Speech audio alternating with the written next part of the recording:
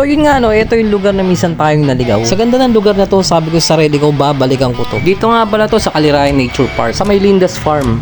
Grabe ang babait ng tao dito. Parking lang ang babayaran nyo sa halagang 100 pesos. Since 2 hours lang ako nagstay dito, si nanay binalik yung 50 pesos. Pagpasok mo pa lang, sasalubungin ka na ng masarap na simoy ng hangin. Ito yung klase ng lugar na wala kang ibang gagawin kundi kumain, mag-relax, mag-enjoy, at mag-recharge. Pwede nga pala kayo mag-picnic dito gamit ang sariling yung tent. Pwede rin kayo mag-overnight at mag-bonfire. Basta wag lang kayo magkakalat.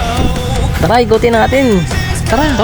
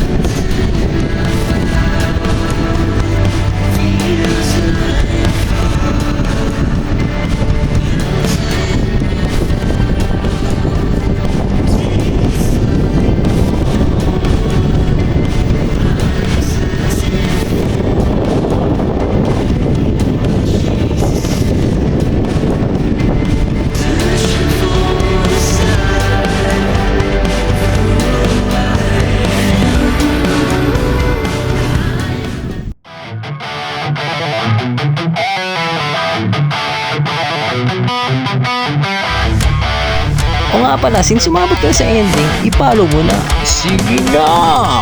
Thanks for watching! Peace!